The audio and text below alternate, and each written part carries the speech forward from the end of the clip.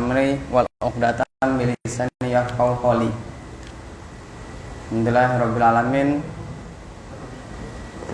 Wassalatu wassalamu ala asrofil anbiya'i wal mursalin, amma ba'du. Asyhadu an la ilaha illallah wa asyhadu anna Muhammadan abduhu wa rasuluhu nabiyya ba'da. Salawat serta salam tak lupa kita aturkan kepada junjungan kita Nabi Muhammad sallallahu alaihi wasallam. Atas perjuangan beliau kita bisa menikmati indahnya Islam dan damainya Islam hingga saat ini ya. Ya ayyuhalladzina amanu ittaqullaha haqqa tuqatih wa la tamutunna illa wa antum muslimun. Teman-teman tahu nggak tema kita malam ini tema tentang apa? Pacarku sayang, pacarku malang. Satu aja yang jawab ya. Ya. Yang awal tahu nggak tema kita malam ini apa? Nggak tahu makanya dia. Oh, pada nggak tahu ya. Di poster ya Bang ya, pacarku sayang, pacarku malang ya. Tapi tema sebenarnya adalah bukan itu ya. Tema sebenarnya yaitu pacaran merusak generasi. Jadi teman-teman tahu nggak apa artinya pacaran? Ada yang tahu nggak artinya pacaran itu apa? Orang yang pakai pacar kali. Ini nggak ada yang jawab ya, jawab sendiri ya berarti. Jadi pacaran itu proses perkenalan ya. Proses perkenalan seseorang terhadap lawan jenisnya. Baik yang sekedar mungkin iseng-iseng atau mungkin ada yang untuk menuju ya jenjang yang lebih serius lah katanya ya. Melalui jalur pacaran agar katanya saling kenal gitu ya kan. Jadi sebenarnya pacaran ini juga adalah misinya orang-orang kafir untuk merusak generasi-generasi Islam ya, yaitu dengan merusak para wanitanya. Kenapa bisa begitu? Karena orang kafir ini tahu umat Islam nggak bisa dihancurkan secara fisik ya, tapi dengan cara pemikiran dan merusak para wanita-wanita muslimahnya. Terus bagaimana menurut Islam ya pacaran itu? Boleh nggak? Ayo, boleh nggak pacaran dalam Islam? Boleh, boleh setelah nikah, boleh. Ayo, yang mana nih jawabannya nih? Boleh atau enggak? Boleh. Boleh setelah menikah ya. Sebelum menikah nggak boleh. Jangan coba-coba.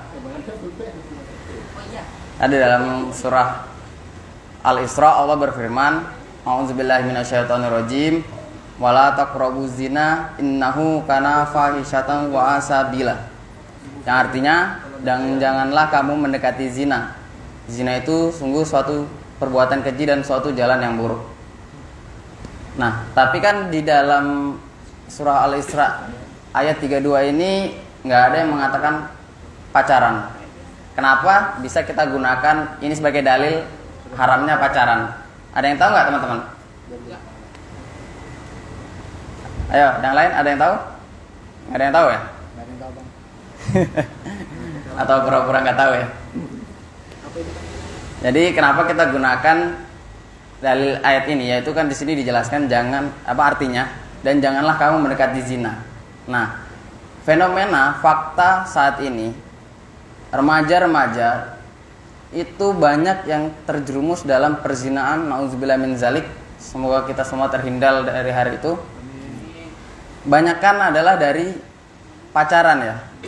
Mungkin dari awalnya gandengan, hanya chatting, awal malah chattingan ya kan, gandengan, dan lama-lama bisa terjerumus ke dalam zina.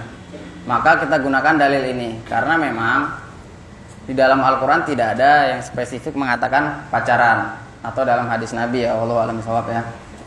Karena memang di zaman Nabi belum ada yang namanya pacaran ya, nggak ada pacaran zaman Rasulullah, zaman sahabat, zaman tabiin nggak ada ya. Hanya baru di zaman-zaman kita ini ya, akhir zaman. Jadi nggak ada ya, itu nggak boleh. Nah,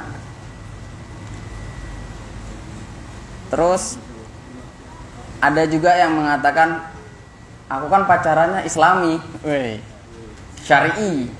Menurut teman-teman gimana nih? Ada nggak pacaran Islami, pacaran syar'i yang katanya saling mengingatkan dalam kebaikan nih? Ada. Ada? Ada. Kayak mana tuh? Kayak mana? Oh, saling ngingatin tahajud, saling ngingatin ngaji gitu ya? Besok puasa sunnah yuk. Saling mengingatkan dalam kebaikan, dalam ketaatan gitu ya kan? Bahkan ada yang ngomong, pacarku rajin ngaji, hafal Al-Quran, ya kan? Coba tanyain, udah ngajinya sampai udah surah Al-Isra ayat 32 belum, ya kan? Nanti ternyata belum sampai situ. Jadi ada yang berdalih, kami pacaran Islami, nggak ketemuan, nggak gandengan dan sebagainya, ya kan? Tapi chattingan full 24 jam, nggak tidur. Sibuk aja chattingan, ya kan? Padahal nggak ada ya. Bahkan mungkin mereka saking sibuk chattingan lupa makan dan sebagainya. Nanti udah waktunya sholat, ingatin, sayang sholat. Romantis ya, saling ingatin. Nah, padahal di dalam Islam nggak ada yang namanya pacaran Islami, pacaran syar'i. Nggak ada ceritanya hal yang haram itu dijadikan syar'i ya. Nanti ada yang minum khamar juga dibilang syar'i lagi, ya kan? Jadi nggak ada dalam Islam pacaran syar'i. Jadi itu hanyalah talbisul iblis. Ada yang tahu nggak artinya talbisul iblis itu apa? Tipu daya iblis. Nah, ada yang tahu, ada yang nggak tahu ya. Jadi talbisul iblis adalah tipu daya setan, tipu daya iblis. Jadi dia hanya menjerumuskan, hanya seolah mengemas, ini aku kan pacaran Islami, saling mengingatkan dalam kebaikan. Padahal itu nggak ada dasarnya. Hanya iblis berusaha menjerumuskan kita ke dalam dosa-dosa itu. Karena iblis itu selalu di depan kita ya. Kita merasa kita di depannya iblis. Kita lebih baik dari iblis mungkin. Itu nggak bisa ya. Kita punya 1000 cara untuk menghindari godaan-godaan setan. Setan punya 1001 cara untuk menjerumuskan kita. Nah, salah satunya itu seolah-olah baik padahal buruk, ya kan? Saling mengingatkan dalam kebaikan. Bullshit, ya kan? Kalau mau saling mengingatkan dalam kebaikan, nikah, ya kan? Nikah sah sudah, kamu mau ngapain aja, ya kan? Yang penting dalam rumah ya, jangan keluar rumah. Karena Rasulullah juga melarang orang yang sudah menikah untuk bermesraan di depan umum. Itu Rasulullah juga melarang ya. Kenapa Rasulullah larang? Karena takutnya ada orang-orang yang melihat itu memiliki penyakit. Akhirnya bisa ain dan sebagainya, banyaklah dampak buruknya. Makanya dilarang, tapi hanya dilakukan di dalam rumah. Nah, terus dampak buruknya berpacaran, ya kan? Satu, pacaran itu proses memunafikan diri. Kok bisa, ya kan? Saya bertanya, apa munafiknya, ya kan? Nah, kok bisa aja? Jadi bisa. Munafiknya apa? Terkadang mungkin entah itu cowoknya, entah itu ceweknya, ya kan? Dia disuruh mamanya, disuruh bapaknya, nggak mau, bantah, alasan lah, lagi ngapain dan sebagainya. Tapi kalau pacarnya yang nyuruh, langsung sami'na wa ata'na, ya kan? Padahal siapa dia? Kok kamu langsung sami'na wa ata'na? Suruh ngapain aja mau, ya? Ngebucin ya bahasanya, ya? Bucin, budak cinta, ya kan? Padahal bukan siapa-siapa. Nah, kalau kamu ngebucinnya sama istri, sama suami, ya sah-sah aja. Tapi kan sama orang yang belum halal. Makanya berapa kita bisa ngeliat juga fenomena di luar, ya kan? Orang mungkin ngakunya pacaran itu untuk mengenal pasangannya, ya kan? Pacaran sampai bertahun-tahun. Mungkin 10 tahun ya pacaran. Alhamdulillah nikah nih, ya kan? Tapi apakah bisa menjamin 10 tahun itu pacaran mengenal pasangannya? Tidak bisa menjamin. Karena pacaran itu adalah bullshit. Omong kosong pacaran itu ya. 10 tahun katanya, dia nggak pernah kasar, selalu romantis dan sebagainya. Coba lihat kalau sudah nikah. Bisa jadi dia berkata kasar, bisa jadi dia main tangan dan sebagainya. Akhirnya ada yang berpisah, ya kan? Banyak kejadian seperti itu. Mengaku untuk perkenalan, padahal nggak saling mengenal. Yang ada saling menutupi kebohongan. Mungkin dia bilang, kamu chatting sama siapa? Pasti ada cowok lain atau cewek lain yang kamu chatting. Nggak ada, ya. Padahal kalau dilihat HP-nya itu kos-kosan cewek sama kos-kosan cowok, ya kan? Nah, Itu tadi ya, proses memunafikan diri. Yang awalnya kalau disuruh sama orang tua, disuruh Allah menyuruh kita sholat, kita nggak mau, ya kan, malas-malesan. Tapi kalau pacar yang nyuruh, sayang sholat dong, udah waktunya sholat nih, langsung gesit sekali gitu ya kan apa nggak munafik gitu namanya ya kan.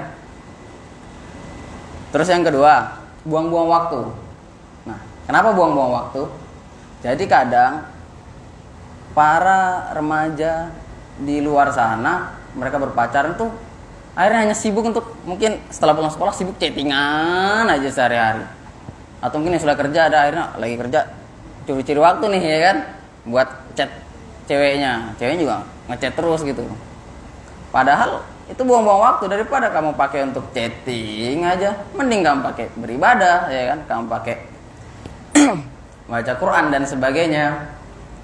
Atau kalau laki-laki ke masjid ya kan, karena kan laki-laki yang hatinya terpaut dengan masjid itu salah satu golongan yang akan dinaungi oleh Allah Subhanahu wa taala di padang mahsyar, di mana di sana tidak ada naungan selain naungannya Allah. Nah, jadi anak muda yang hatinya terpaut dengan masjid itu selalu mendapat naungan Allah nanti gitu ya kan. Jadi kepikirannya pengen aku pengen ke masjid ya terus. Jadi bukan pacarku ya kan. Terus ada juga kisah mungkin ini ya, mereka pacaran LDR ya kan. LDR nih kan nggak pernah ketemu ya kan, alasannya nggak pernah ketemu, tapi chattingnya lancar. Boleh nggak chatting sesama lawan jenis tanpa ada urusan syar'i? Boleh nggak? Ayo. Boleh, Tat. Coba-coba dulu. Coba-coba dulu ya, ada yang coba-coba dulu, ada yang boleh ya. Enak. Dalam Islam nggak boleh ya kita chattingan dengan lawan jenis tanpa unsur syar'i, itu nggak boleh ya kan, karena bisa jadi dari chattingan itu kita bisa baper dan sebagainya. Apalagi namanya pacaran kan, mereka pasti di hati mereka ada saling mencintai. Wow, saling mencintai padahal bukan siapa-siapa ya kan, jagain jodoh orang jadinya. Banyak juga yang seperti itu. Jadi mungkin mereka ngaku kami hanya chattingan aja kok ya kan, padahal chattingan juga nggak boleh. Ada mungkin pacarnya di pondok, yang satu di luar pondok. Karena di pondok nggak boleh bawa HP, jadi mereka pacarnya setelah keluar. Atau mungkin nanti setelah keluar dari pondok hanya chattingan juga. Tapi hati ini kangen-kangenan. Boleh nggak kangen-kangenan kepada yang bukan mahram kita? Boleh nggak? Kau angguk boleh nggak? Boleh. Boleh nggak yang awat? Ada pondok parah sih. Jadi kita nggak boleh kangen-kangenan sama yang bukan mahram kita. Nah, jadi pacaran itu nggak ada celah buat pacaran ya. Dari hati kita udah bisa berzina. Zina hati itu apa? Kangen-kangenan ya kan. Chattingan zina tangan, ngetik kayak terus sampai keriting tangan ya kan. Zina mata, zina kulit, banyak. Nauzubillah, jangan sampai yang lebih besar dari itu. Maka saya juga berpesan untuk teman-teman, jangan sampailah kita teman-teman yang di sini berpacaran ya kan. Kalau ada pacarnya putusin aja langsung gitu. Malam ini nggak langsung chat aja, sayang kita putus ya kan. Kamu punya pacar ya?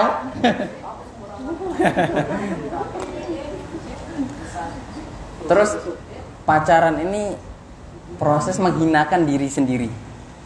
Kenapa bisa? Kalau untuk laki-laki itu dihinakannya kenapa? Karena dia mau diperintah-perintah oleh orang yang bukan siapa-siapanya. Sama orang tuanya sendiri nggak mau, tapi sama pacarnya, gesit ya kalau diperintah tengah malam. Saya aku butuh ini, langsung pancal motornya jalan ya kan. Itu kan terhina sekali, kita laki-laki kok. Masa kita seperti itu? Kadang mungkin disuruh milih lagi. Nah, terus untuk yang perempuan kenapa? Pacaran itu kan kebanyakan ya di luar sana ya, kebanyakan mereka jalan bareng, dijemput di gang ya kan, enggak berani jemput ke rumahnya, dijemput di gang, gandengan tangan. Itu menghinakan diri sendiri. Kenapa? Wanita di dalam Islam itu sangat mulia. Enggak ada laki-laki sebelum nikah boleh nyentuh dia, enggak ada. Selain mahramnya ya kan, mungkin orang tuanya atau adik kandungnya atau kakak kandungnya. Selain itu enggak boleh nyentuh. Tapi ketika pacaran apa? Wah, dipegang-pegang semua ya kan. Ma'udzubillah min zalik. Itu kan terhina kita. Harga diri kita di mana? Harga diri kalian sebagai wanita di mana gitu ya kan? Kalian mulia. Allah memuliakan kalian. Jadi jangan sampai kalian mau berpacaran dan apalagi sampai digandeng lah dan sebagainya. Itu kan kalian akan terhina sendiri. Maka kalian sebagai wanita harus memuliakan diri kalian sendiri ya. Terus yang keempat, yang paling dirugikan siapa dari pacaran ini? Dua-duanya, orang tuanya. Ayo, ada yang jawab orang tua nih. Ada lagi, siapa lagi? Perempuan. Ya, yang paling dirugikan itu perempuan. Perempuan yang paling dirugikan. Kenapa? Satu, perempuan itu ketika sudah balik, dosanya ditanggung sama siapa? Perempuan balik yang belum menikah, dosanya ditanggung sama siapa? Bapaknya. Ditanggung sama bapaknya. Jadi dia akan menjerumuskan orang tuanya ke dalam neraka. Nauzubillah min zalik. Ngakunya sayang sama orang tua, cinta, hari ayah kah, hari ibu. Aku sayang sama ayah, aku sayang sama ibu. Tapi faktanya enggak, ya kan? Malah menjerumuskan orang tuanya ke neraka. Bahkan perempuan ketika berbuat dosa itu, kalau nggak salah ada 4 yang akan dijerumuskan ya.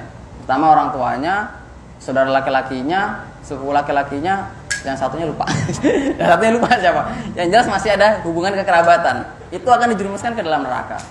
Ketika tidak mengingatkan ya tentunya ya. Kalau yang mengingatkan ya, insya Allah udah lepas dari tanggung jawab itu.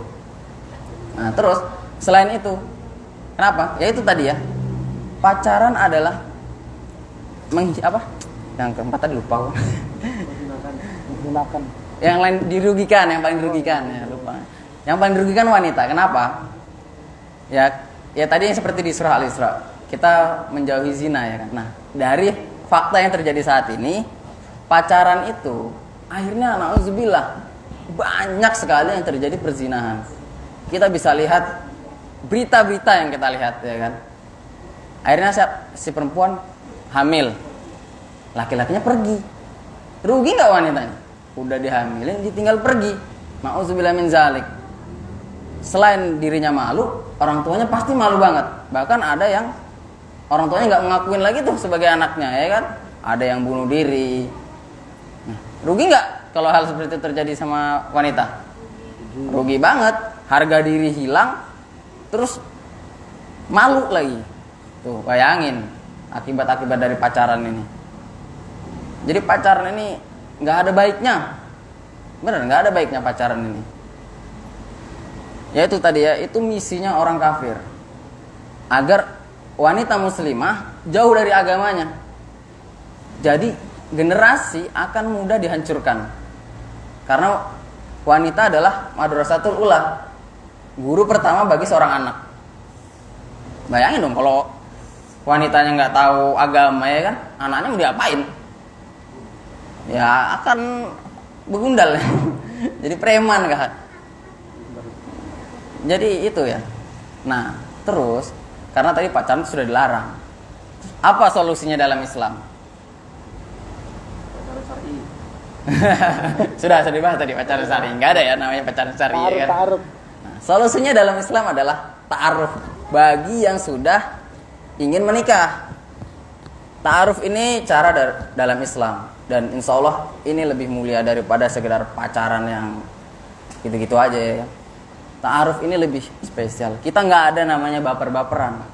Ketika kita gagal sama calon yang ini, kita biasa aja. Tahu-tahu dia besok nikah sama teman kita, ya kan? Tapi ta'aruf juga kita, oh ya sudah jodohnya. Tapi coba kalau pacaran, hari ini kita putus, besok jadian sama teman kita, kan udah. Oh gitu rupanya kamu di belakangku ya. Nah, jadi perbedaannya juga jelas.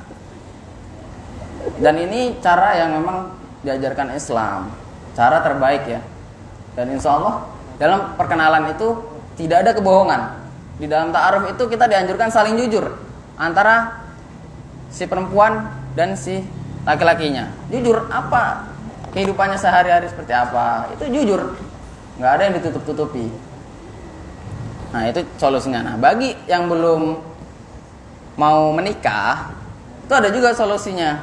Nah ya, jadi Saya bacakan hadisnya ya, karena nggak hafal hadisnya. Jadi saya bacakan aja. Dan langsung artinya aja. Rasulullah SAW bersabda, wahai para pemuda, barang siapa di antara kalian yang mampu menikah, maka menikahlah. Karena menikah lebih dapat menahan pandangan dan lebih memelihara kemaluan. Dan barang siapa yang tidak mampu, maka hendaklah ia berpuasa, karena puasa dapat menekan syahwat sebagai tameng. Hadis riwayat Bukhari. Nah, di sini saya juga bukan untuk menafsirkan hadis ya, karena menafsirkan hadis bukan ranah saya. Saya hanya relawan-relawan aja ya kan, bukan ustadz, bukan apa. Jadi nggak ada ranah untuk menafsirkan hadis. Cuman di sini Rasulullah menganjurkan, barang siapa yang sudah ingin menikah dan mampu, silakan segera menikah. Itu wajib hukumnya. Kalau orang sudah menikah dan mampu, tapi nggak segerakan, itu malah jadi dosa. Karena takutnya terjadi perzinahan. Maka ketika seorang pemuda sudah ingin sekali menikah, sudah tidak mampu menahan syahwatnya, segeralah menikah. Nah, tapi kalau yang memang belum mampu ya, memang udah pengen ya kan, udah ngebuat banget pengen nikah, tapi masih belum mampu mungkin keilmuannya masih kurang, takut ya kan untuk bimbing keluarga, atau mungkin ya kalau saat ini kita bisa ngeliat lah ya kan, materi itu penting. Materi penting ya. Karena apa-apa sekarang butuh uang. Mungkin belum mampu di situ. Maksudnya untuk ngelamar ya, untuk ngelamar. Kalau untuk masalah setelah menikah nggak usah dipikirkan. Kita punya Allah kok. Kita hanya penikmat rezeki Allah. Pasti Allah kasih. Karena menikah itu salah satu dari 13 pintu pembuka rezeki, dan menikah ini pintu ke-12. Dan pintu ke-13-nya adalah bekerja. Jadi nggak usah takut untuk menikah. Cuman kalau mungkin terkendala, ya itu saat ini kita kadang dikendala jujuran lah, uang panai ya bahasanya ya, orang Bugis bahasanya uang panai ya kan. Kita terkendala di situ. Maka solusi dari Rasulullah adalah berpuasa. Karena puasa ini untuk menahan syahwat atau hawa nafsu. Karena ada dengar ceramah juga dikisahkan syahwat ini, hawa nafsu ini dicoba oleh Allah, disiksa di dalam neraka selama 1000 tahun kalau nggak salah. Itu di yang panasnya luar biasa sekali. Dikembalikan lagi, ditanya sama Allah, siapa Tuhan? Siapa aku? Kata Allah. Nafsu menjawab, kamu ya kamu, aku ya aku. Seperti itu. Habis itu dimasukin ke neraka lagi, tapi neraka yang kebalikannya, yang dinginnya nauzubillah min zalik, sampai badan ini hancur saking dinginnya. Dikembalikan lagi, ditanya lagi sama Allah, siapa aku? Kata Allah. Nafsu menjawab lagi, kamu ya kamu, aku ya aku. Tuh, bandel nafsu ini. Terus apa solusinya? Maka nafsu dipenjarakan, yaitu untuk berpuasa selama 1000 tahun. Akhirnya dipanggil lagi oleh Allah, ditanya, siapa aku? Maka nafsu menjawab, engkau Rabbku dan aku hambamu. Tuh, sudah dikisahkan ya kan, nafsu ini memang harus dikontrol, yaitu dengan berpuasa. Maka ini juga mau puasa Ramadan. Sebelum Ramadan ini kan baru masuk di 1 Sya'ban. Maka alangkah baiknya kita juga mempersiapkan untuk menyambut bulan suci Ramadan. Harapannya setelah Ramadan kita menjadi manusia yang lebih baik. Nah, salah satu tanda puasa kita diterima di bulan Ramadan adalah kita dimudahkan untuk berpuasa Syawal. Jadi Islam ini tidak hanya melarang, tapi ada solusi. Nggak asal larang-larang aja gitu ya kan, tapi pasti dikasih solusi. Karena kalau cuma dilarang-larang nggak ada solusi juga orang terus mau ngapain ya kan. Tapi Islam punya solusi, dan solusi dari Islam adalah solusi yang paling baik. Mungkin ini aja ya materi yang bisa saya sampaikan. Ya kurang lebihnya mohon dimaafkan, karena kebenaran datang dari Allah Subhanahu wa taala, kekurangan dari diri saya sendiri. Syukron jazakumullahu khairan atas waktu yang diberikan untuk menyampaikan tausiah ini. Saya kembalikan ke MC. Assalamualaikum warahmatullahi wabarakatuh. Kalau ada yang mau bertanya mungkin Jawab. bisa ini ya. Barangkali ada yang mau tanya, tapi jangan banyak-banyak. Batasi berapa orang? 3. Hah? 3 kan? 3 kuat. 3 kuat. 16. Hah? Ya sudah, nah. Coba ada yang nanya apa? Terima kasih. Oh, bisa. Sudah selesai baru. Atas materinya dan penjelasannya. Kita buka untuk sesi tanya jawab. Dibuka untuk 2 putra dan 2 putri. Silahkan ditanya.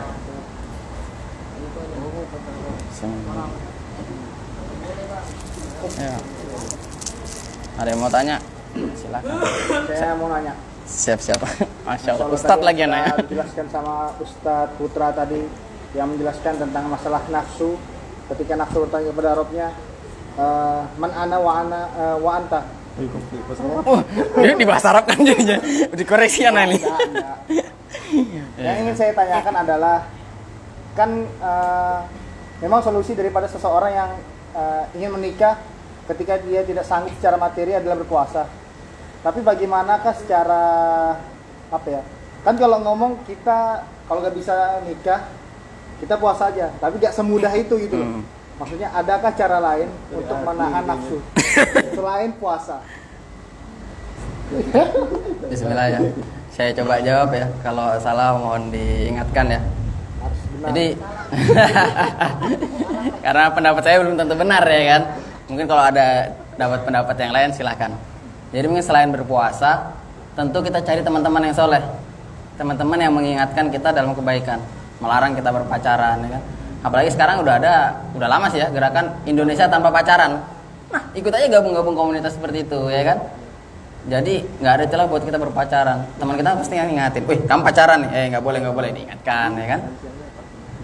Jadi selain berpuasa mungkin kita cari teman-teman yang soleh agar saling mengingatkan ketika kita salah. Mungkin itu aja jawaban dari saya, mudah-mudahan menjawab. Allahu a'lam bishawab. Jazakallah khair. Nah, apa lagi? Yang Ahmad mungkin ada yang mau nanya? Ada yang mau tanya kah? Paham semua sudah amat.